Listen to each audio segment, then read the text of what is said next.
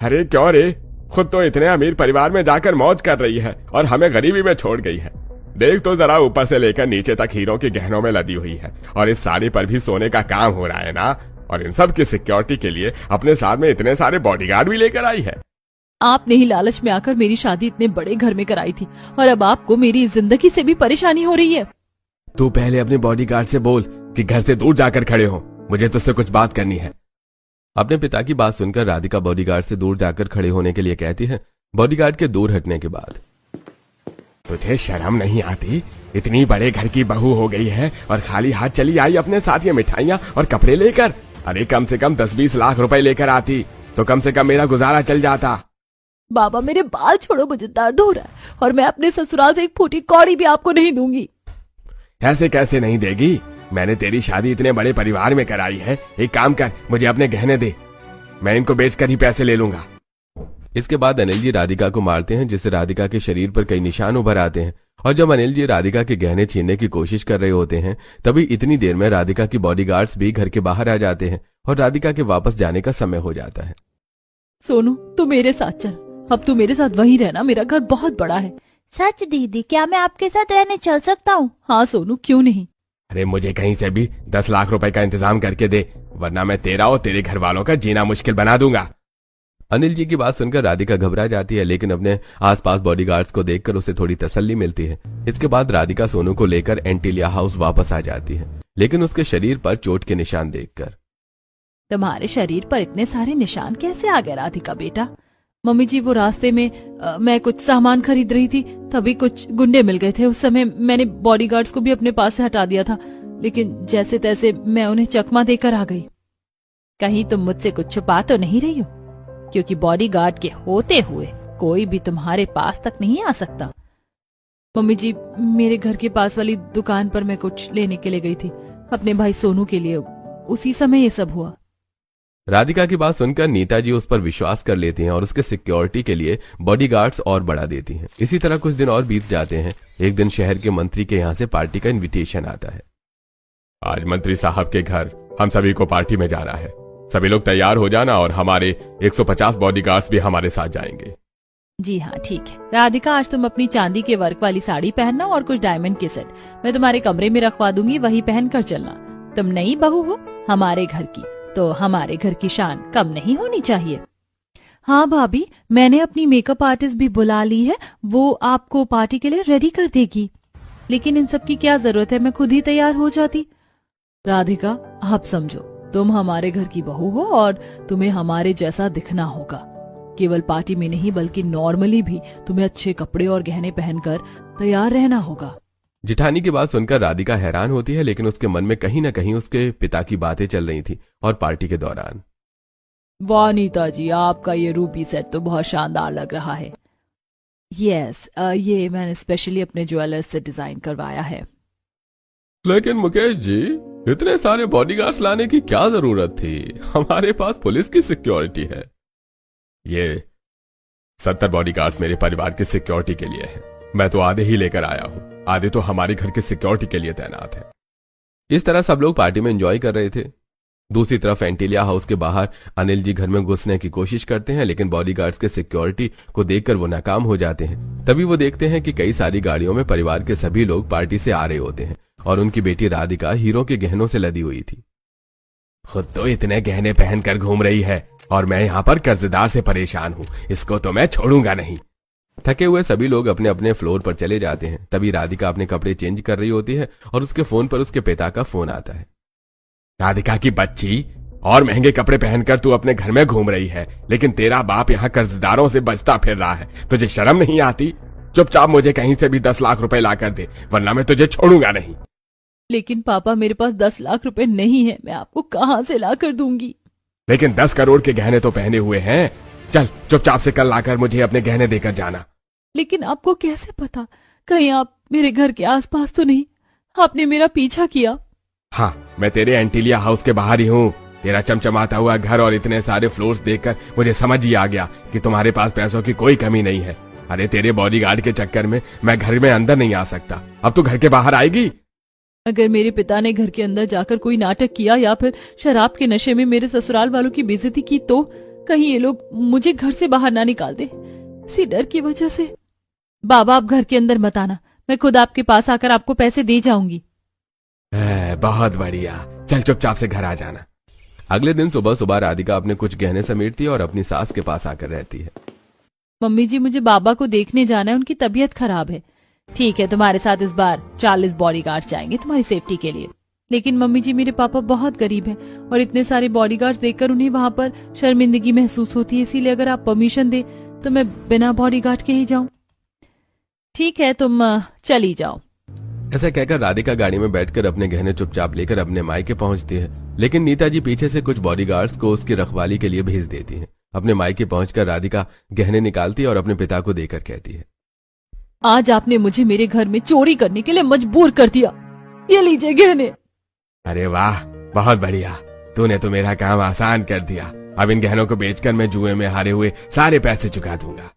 राधिका जब अनिल जी को पैसा दे रही होती है तब नीता जी के भेजे हुए बॉडीगार्ड्स ये सब देख लेते हैं। बॉडीगार्ड को गलतफहमी हो जाती है और वो सारी बातें नीता अंबानी को बताने के लिए वहां से जाते हैं। लेकिन उसके बाद जब अनिल जी दोबारा से राधिका को टॉर्चर कर रहे होते हैं तो ये सब देख नहीं पाते। ये छोटे घर की लड़की ने आखिर अपना असली रंग दिखा ही दिया। बॉडीगार्ड बता रहे थे कि वो घर से कुछ गहने लेकर गई है और उसने अपने पिता को वो गहने दे दिए हैं। मैंने तो पहले ही कहा था मम्मी जी, किसी खानदानी लड़की को लेकर आते हैं। अब ये गरीब घर की लड़की अपना सारा पैसा अपने मायके में भरेगी और किसी को पता चल गया तो कोई क्या सोचेगा, कितनी बदनामी होगी हमारी।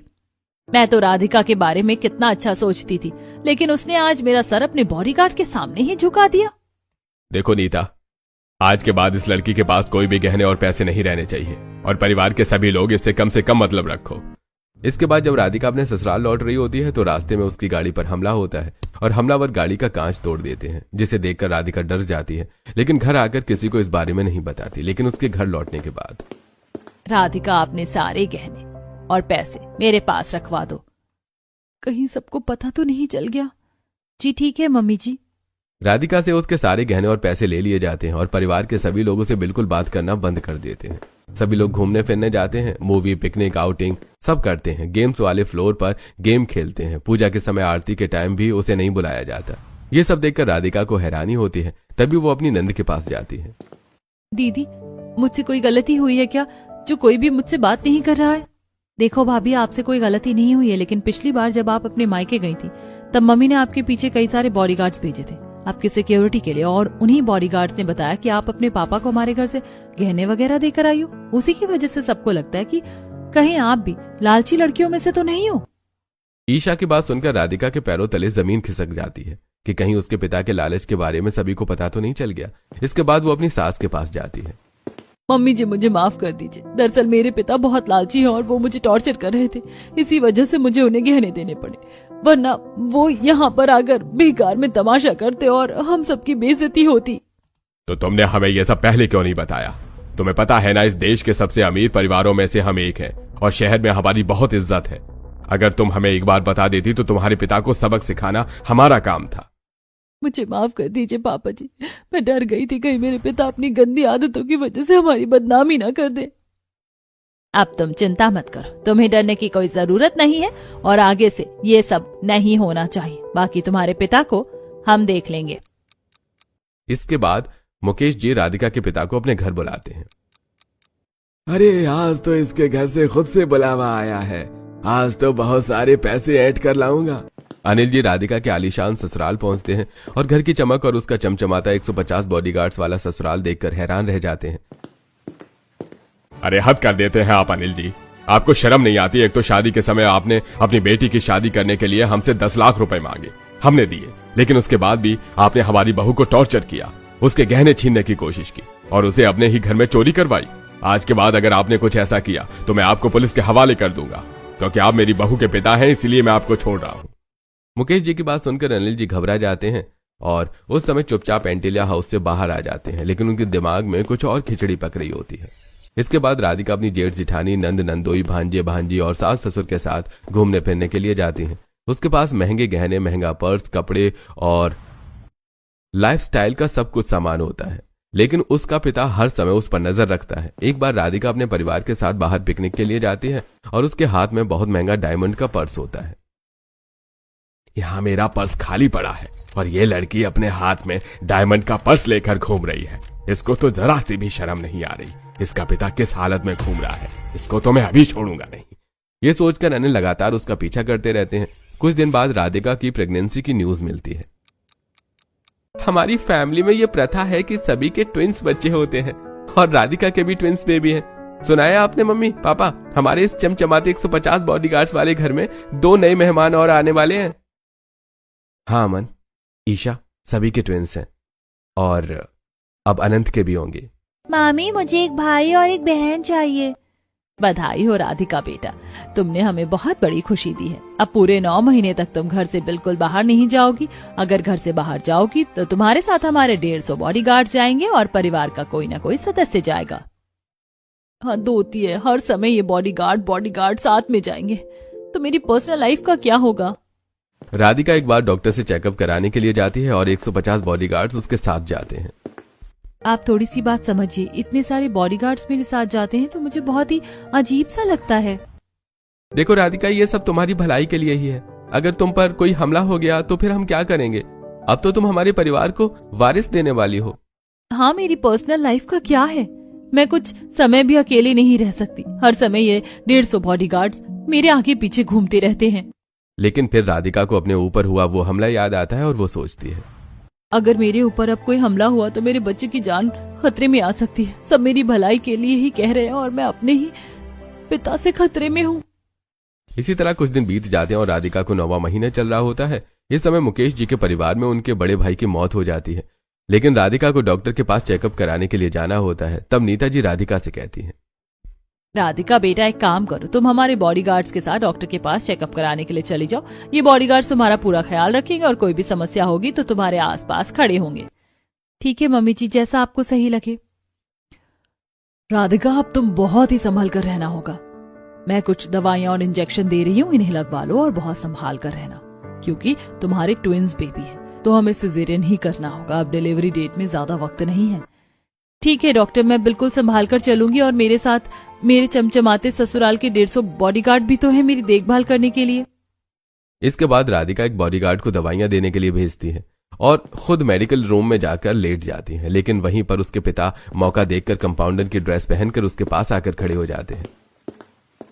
मैंने तुम्हें पकड़ लिया राधिका, अब बचकर कहाँ जाओगी। अब तो तुम्हारी ऐसी हालत भी नहीं है कि तुम कहीं पर भाग सको। बाबा, अब आप नाना बनने वाले हो, वो भी 2 बच्चों के। अब तो कम से कम शर्म कीजिए। और आप यहाँ पर कैसे आए? मेरे पास 150 बॉडीगार्ड हैं। अगर किसी ने आपको देख लिया तो आपको छोड़ेंगे नहीं। देखेंगे तब ना। मैं तो कंपाउंडर बनकर आया हूँ और सारे बॉडीगार्ड्स बाहर ही हैं। अभी कोई भी अंदर नहीं आ सकता।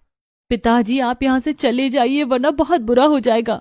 क्यों, मेरी बेइज्जती करवाई थी जब अपने ससुर के मुंह से, तब तुझे बुरा नहीं लगा था? अब मैं तुझे छोड़ूंगा नहीं। चल अपने गहने मुझे दे। बाबा देखिए, आप यहाँ से चले जाइए। मैं नहीं चाहती कि मेरे पिता की बेइज्जती हो। लेकिन अनिल जी राधिका की कोई बात नहीं सुनते, उसके साथ छीना झपटी करने लग जाते हैं और इसी छीना झपटी में राधिका का पैर फिसल जाता है और वो गिर जाती है। राधिका के गिरते ही वो जोर जोर से चिल्लाने लगती है। उसे दर्द होता है जिसकी वजह से उसके बॉडीगार्ड्स और डॉक्टर सब मेडिकल रूम में आ जाते हैं और मौका देखकर अनिल जी वहां से डरकर भाग जाते हैं। अरे कोई जल्दी से स्ट्रेचर लेकर आओ, अभी तुरंत ऑपरेशन करना पड़ेगा। मुझे मुकेश जी को खबर करनी होगी। अगर राधिका को और उसके बच्चों को कुछ हो गया तो हमारा हॉस्पिटल बंद करवा दिया जाएगा। बॉडीगार्ड तुरंत मुकेश जी को खबर करते हैं। मुकेश जी की पूरी फैमिली वहां पर आ जाती है। मैं इन 150 बॉडीगार्ड्स को अपनी जान के लिए आफत समझ रही थी, लेकिन ये सभी बॉडीगार्ड मेरी भलाई के लिए ही लगाए थे मेरे परिवार वालों ने, क्योंकि उन्हें पता था कि मुझे खतरा हो सकता है। इसके बाद राधिका बेहोश हो जाती है और डॉक्टर उसे ऑपरेशन के लिए लेकर जाते हैं। वहीं दूसरी तरफ, ये कैसे हो सकता है? राधिका के साथ इतना बड़ा हादसा आखिर आपके हॉस्पिटल में कैसे हो सकता है? आप चिंता मत करिए पापा, हम जाकर पता लगाते हैं। इसके बाद अनंत, अमन और आनंद तीनों जाकर कैमरे चेक करते हैं और कैमरे में वो कंपाउंडर के बीच में राधिका के पिता को पहचान जाते हैं और अपने 150 बॉडीगार्ड्स को अस्पताल में तैनात करते हैं। जल्दी जाओ, वो आदमी इतनी जल्दी बाहर नहीं निकला होगा, उसे पकड़ कर लाओ। इसके बाद तुरंत बॉडीगार्ड्स हॉस्पिटल में जाकर राधिका के पिता को पकड़ लेते हैं और उन्हें मुकेश जी के सामने लेकर आते हैं। आपको शर्म नहीं आती अनिल जी? मैंने आपको पहले भी वार्निंग दी थी कि आप मेरी बहू से और हमारे परिवार से दूर रहिए, लेकिन आप नहीं माने और आज आपने ऐसी हरकत की है कि मेरी बहू और मेरे आने वाले नन्हे मेहमान की जिंदगी खतरे में आ गई है। इसके बाद मुकेश जी पुलिस को फोन करते हैं और राधिका के पिता को पुलिस के हवाले कर देते हैं। इतनी देर में राधिका का ऑपरेशन हो जाता है और वो एक बेटे और एक बेटी को जन्म देती है।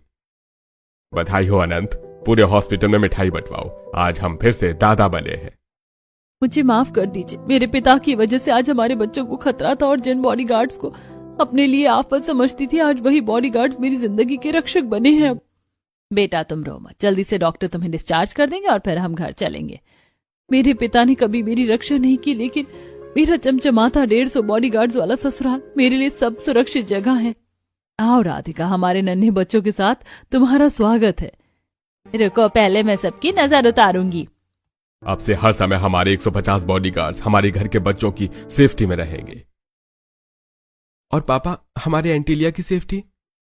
हाँ, उसके लिए 150 बॉडीगार्ड्स और बुलवा लिए हैं मैंने। इसका मतलब हमारे घर में फैमिली मेंबर्स से ज्यादा बॉडीगार्ड्स रहेंगे? फिर तो एक फ्लोर और बनवाना पड़ेगा। नीता जी की बात सुनकर सभी लोग हंसने लग जाते हैं और राधिका और उसके बच्चों